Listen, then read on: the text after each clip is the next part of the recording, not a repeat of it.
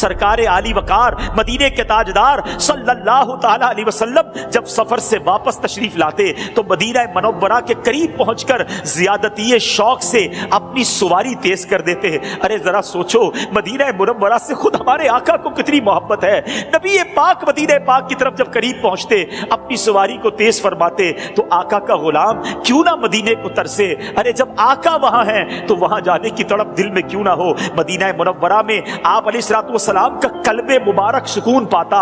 اے وہ عشاقان مدینہ تمہیں مبارک ہو, مدینے میں جا کر جس کے دل کو سکون ملتا ہے. یہاں کے گرد و غبار اپنے چہرہ انور سے نبی پاک صاف نہ فرماتے اور صحابہ کرام کو بھی منع فرماتے اور ارشاد فرماتے کہ خاک مدینہ میں شفا ہے. حضرت سیدنا سعد بن ابی وقاص رضی اللہ تعالی سے روایت ہے کہ جب رسول اللہ صلی اللہ تعالی علیہ وسلم غزوہ تبوک سے واپس تشریف لا رہے تھے تو تبوک میں شامل ہونے سے رہ جانے والے کچھ صحابہ کرام ملے. انہوں نے گرد اڑائی, ایک شخص نے اپنی ناک ڈھانپ لی. آپ صلی اللہ تعالی علیہ وسلم نے ان کی ناک سے کپڑا ہٹایا اور ارشاد فرمایا, اس ذات کی قسم جس کے قبضہ قدرت میں میری جان ہے, مدینے کی خاک میں ہر بیماری سے شفا ہے. نہ ہو آرام جس بیمار کو سارے زمانے سے, نہ ہو آرام جس بیمار کو سارے زمانے سے, اٹھا لے جائے تھوڑی خاک ان کے آستانے سے.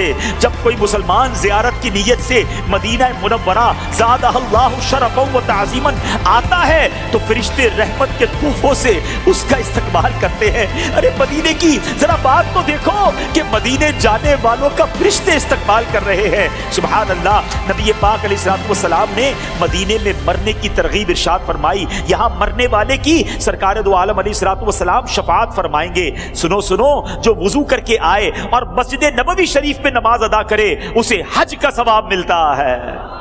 گویا مدینے جانے والا روزانہ 5 حج کا ثواب کما سکتا ہے. حجرہ مبارک اور منبر منور کے درمیان کی جگہ جنت کے باغوں میں سے ایک باغ جنت کی کیاری ہے. مسجد نبوی شریف میں ایک نماز پڑھنا 50,000 نمازوں کے برابر ہے. مدینہ منورہ کی سرزمین پر مزار مصطفیٰ ہے جہاں صبح و شام 70,000 فرشتے حاضر ہوتے ہیں. اللہ اکبر. یہ وہ مقام ہے جہاں فرشتے حاضری کو ترستے ہیں. مگر ہم گناہ گاروں کو جب وہاں بلاوا ملے تو کیوں نہ ہم وہاں جانے کو ترسے. یہاں کی زمین کا وہ مبارک حصہ جس پہ رسول انور مدینے کے تاجور صلی اللہ تعالی علیہ وآلہ وسلم کا جس میں منور تشریف فرما ہے, وہ ہر مقام حتیٰ کہ خانہ کعبہ, بیت المعمور, عرش و کرسی اور جنت سے بھی افضل ہے. دجال مدینہ منورہ میں داخل نہیں ہو سکے گا.